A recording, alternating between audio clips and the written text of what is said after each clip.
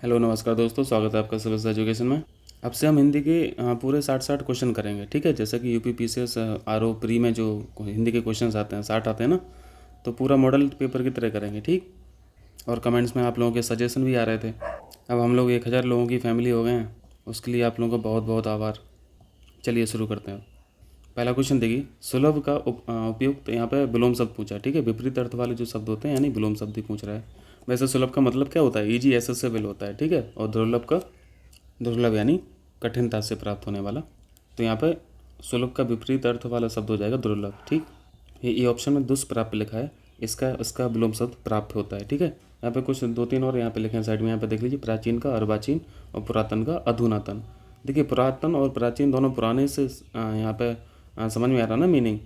तो आप प्राचीन का अधुनातन मत लगाइए, ठीक है, ना ही पुरातन का अर्वाचीन लगाइए, ऐसा नहीं करना है। चलिए आगे करते हैं। दूसरा क्वेश्चन है, दीर्घायु का विलोम शब्द क्या है? यहाँ पे दीर्घायु यानी ज़्यादा आयु वाला। ठीक है, लंबी आयु वाला। तो इसका विलोम हो जाएगा अल्पायु। ठीक है, तो आंसर बी ऑप्शन करेक्ट हो जाएगा। क्षणिक यानी क्या होता था? क्षणिक यानी कम समय के लिए रहने वाला, या टेम्पररी बोलते थे इसे। इसका विलोम होता है शाश्वत। ठीक है, शाश्वत। नश्वर का विलोम शब्द भी शाश्वत ही होता है। ठीक, तीसरा क्वेश्चन देखिए, व्यष्टि का विपरीत अर्थ यहाँ पे क्या है? विलोम शब्द देखो, यहाँ पे लगातार विलोम शब्द ही हैं। व्यष्टि का मतलब क्या हम लोगों ने पढ़ा था? इंडिविजुअल पढ़ा था, इंडिविजुअल। ठीक है, और समष्टि का मतलब क्या पढ़ा था? सामूहिकता। ठीक है, सामूहिकता। तो यहाँ पे विलोम शब्द क्या हो जाएगा? समष्टि हो जाएगा, आंसर सी हो जाएगा।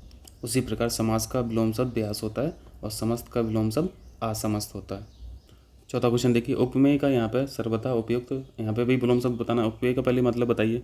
उपमेय का मतलब होता है, उपमा समझते हैं ना? उपमा मतलब विशेषण। ठीक है, एडजेक्टिव। तो उपमेय क्या हो जाता है? उपमेय होता है उपमा दिए जाने योग्य, यानी विशेषण दिए जाने योग्य। एक तरह से आप कंपेयर की तरह भी इसको जान सकते हैं। तुलनात्मक होता है ना, ये हम लोग पढ़ते हैं अलंकार में। तुलना के लिए जो विशेषण प्रयुक्त होते हैं उसे उपमा कहते हैं। तो इसका सिंपल है, क्या हो जाएगा? अब अनुपमेय हो जाएगा। ठीक है, ऐसे अतुलनीय का तुलनीय हो जाएगा और अनुपमित का उपमित हो जाएगा। यहाँ पे भी आसान है। भूगोल का यहाँ पे विलोम शब्द क्या हो जाएगा? बिल्कुल सिंपल सा है, खगोल बोलते हैं इसे। छठवां क्वेश्चन देखिए, संयोगी का यहाँ पे अपोजिट बताइए। देखो, यहाँ पे हो सकता है कन्फ्यूजन हो जाए आपको, यहाँ पे प्रतियोगी में और प्रतिद्वंदी में, बट इन दोनों में अलग अलग फ़र्क होता है। प्रतिद्वंदी यहाँ पर नेगेटिव टर्म है। ठीक है, नकारात्मक शब्द है, और प्रतियोगी पॉजिटिव शब्द है। ठीक है, तो हम लोग पॉजिटिव को लेकर चलेंगे। तो संयोगी का यहाँ पे विलोम शब्द प्रतियोगी होगा, ना कि प्रतिद्वंदी। प्रतिद्वंदी में थोड़ा घृणा वाली बात आ जाती है। ठीक है, ठीक है, तो ऑप्शन ए करेक्ट है। प्रतिकूल का क्या होता है बताएंगे? अनुकूल होता है। ठीक है, अनुकूल। चलिए सातवां करते हैं। सातवां आसान सा क्वेश्चन है। जोड़ का यहाँ पे अपोजिट क्या हो जाएगा? जोड़ का घटाव हो जाएगा। ठीक है, और गुणा का भाग होता है, गुणा का भाग हो जाएगा। ठीक है, आठवां क्वेश्चन है, तृष्णा का यहाँ पे अपोजिट बताना। तृष्णा का मतलब पहले बताइए। तृष्णा का मतलब होता है प्यास। ठीक है, इच्छा, ये बहुत इंपॉर्टेंट शब्द है।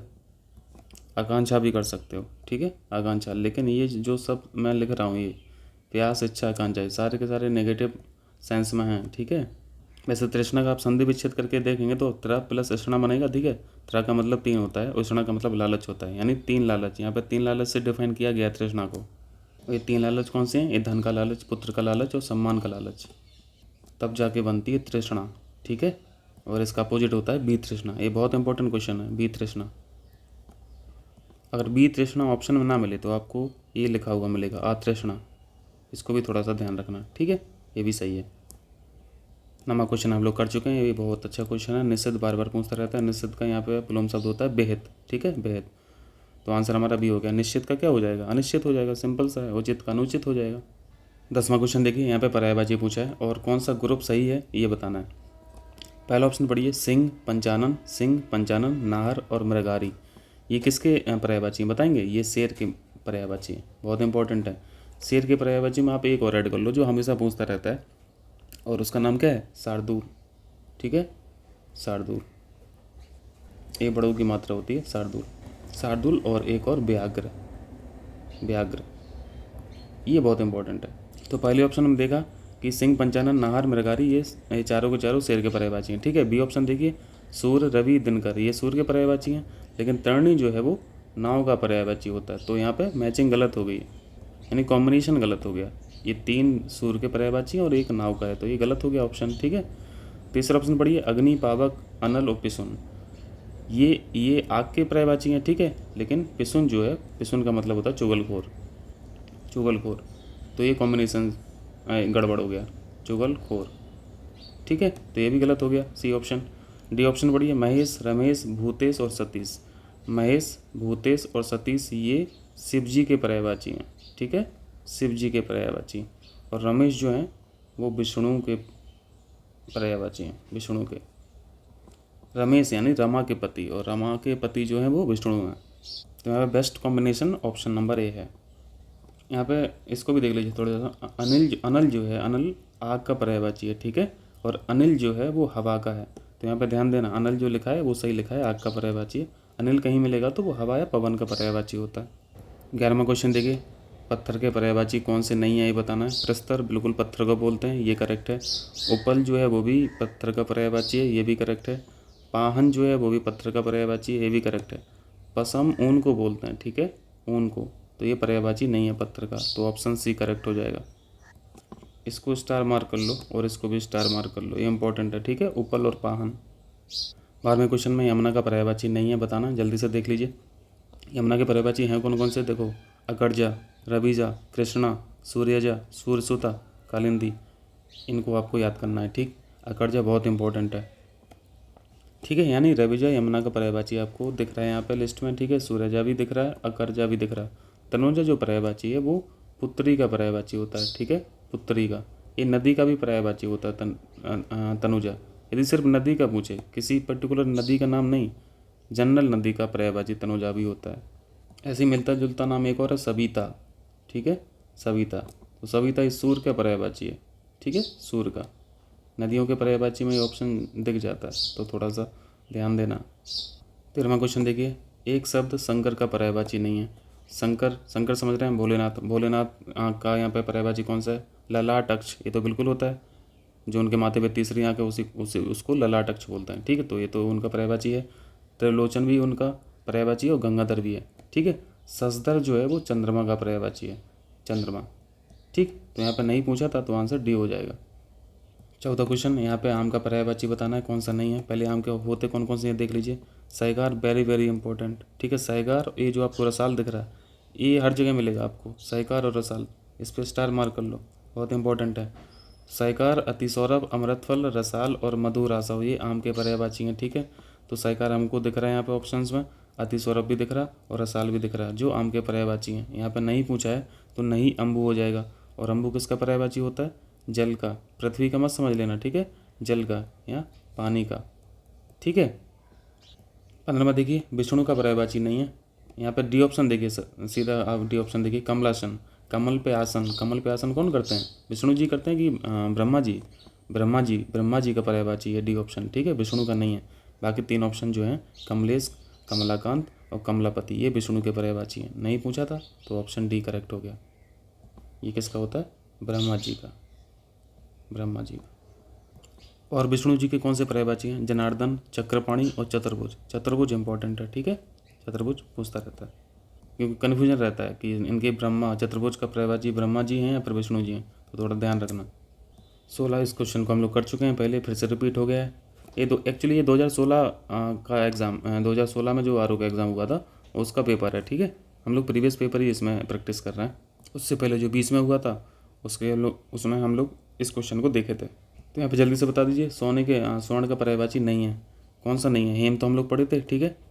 16वां क्वेश्चन में यहाँ पे पहले देख लीजिए, सोने के पर्यायवाची हैं कौन कौन से, कंचन, हाटक, कनक, हेम, जिसपे हेम बहुत इंपॉर्टेंट है, हाटक बहुत इंपॉर्टेंट है, हिरण्य, कलदौत ये भी बहुत इंपॉर्टेंट है, तामरस और जातरू ये भी बहुत इंपॉर्टेंट है।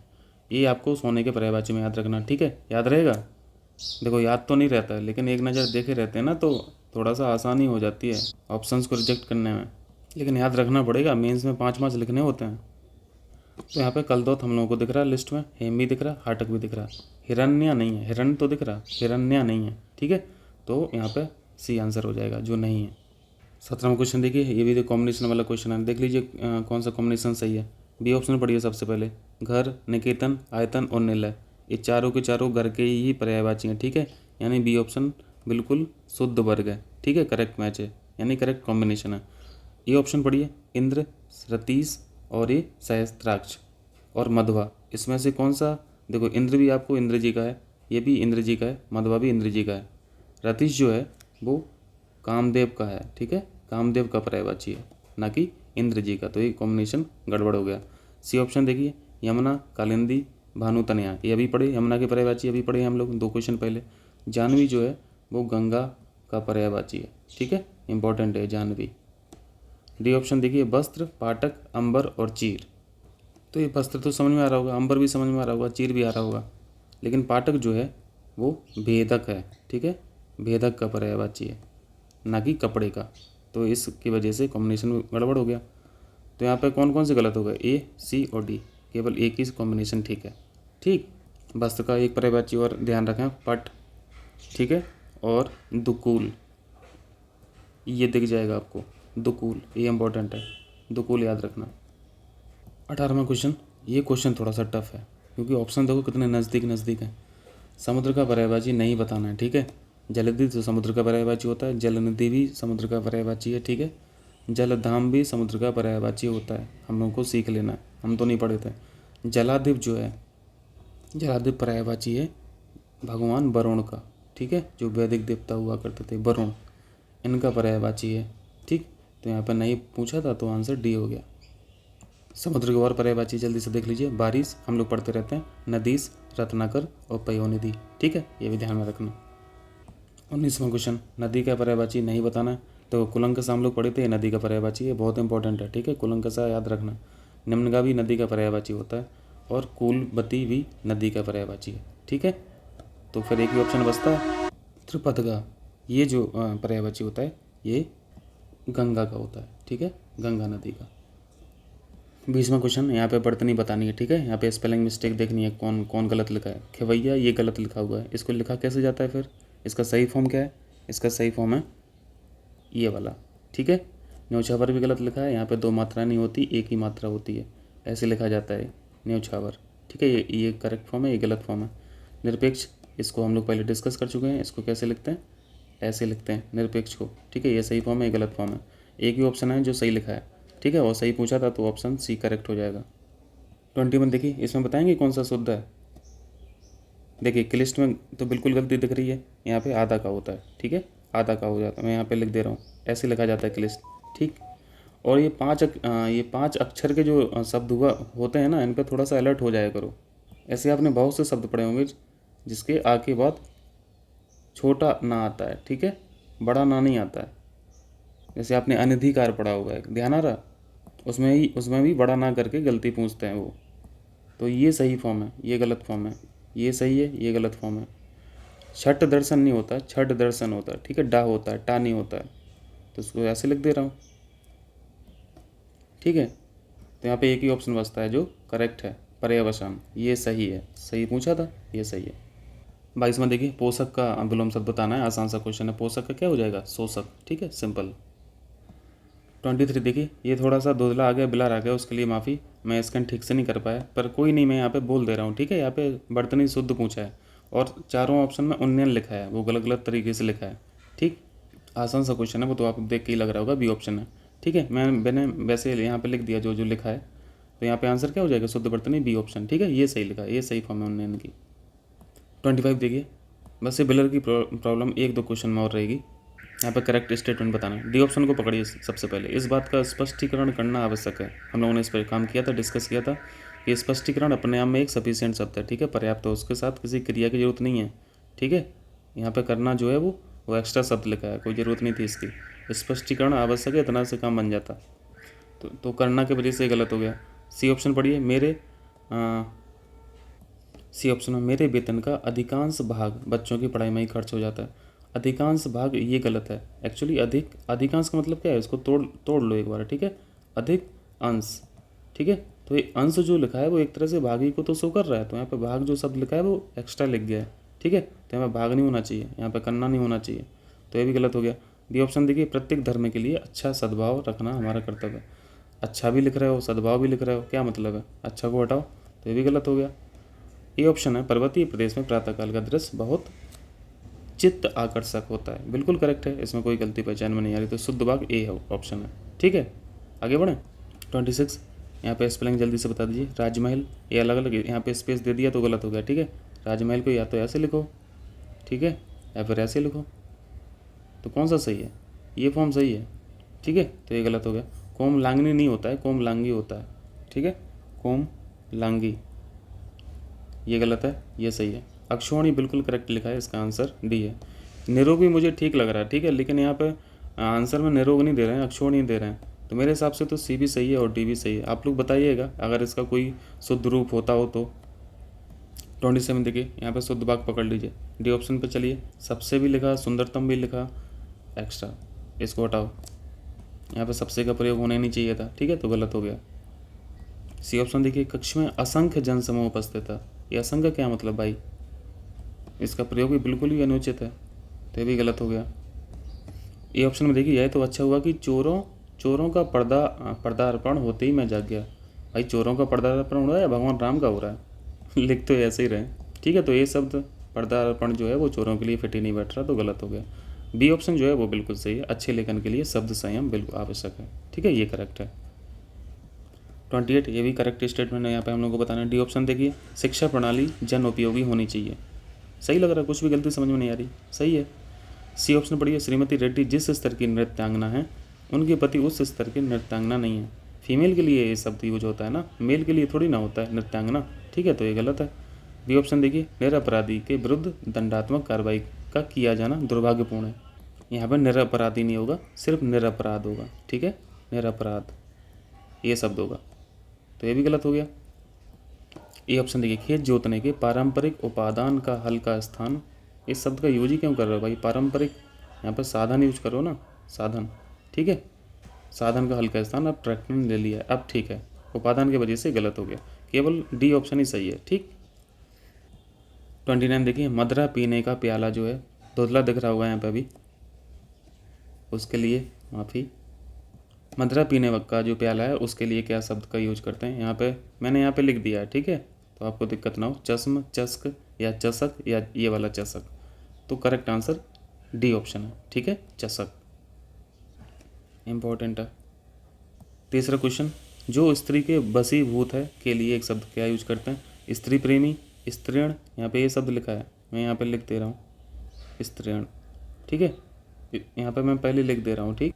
पहला ऑप्शन है स्त्री प्रेमी, दूसरा है स्त्रीण, तीसरा ऑप्शन है स्त्रीयोचित, और फिर लास्ट है त्रियावशी। बताएंगे कौन सा है? स्त्रीण बोलते हैं इसे, ठीक है, जो महिलाओं की तरह हाव करने लगते हैं, व्यवहार करने लगते हैं, कंडक्ट करने लगते हैं, उनको स्त्रीण कहते हैं। बी ऑप्शन करेक्ट है, ठीक है, तो स्त्री के बस में होने वाला जो पुरुष है वो स्त्रीण कहलाता, ठीक। चलिए चलते हैं, अब बोला तो 60 क्वेश्चन करने का था लेकिन हो नहीं पा रहा, टाइम हो गया, अब नौकरी चाकरी कराएं, फिर शाम को रिकॉर्ड करते हैं बाकी, ठीक है। बहुत बहुत शुक्रिया आप लोगों का।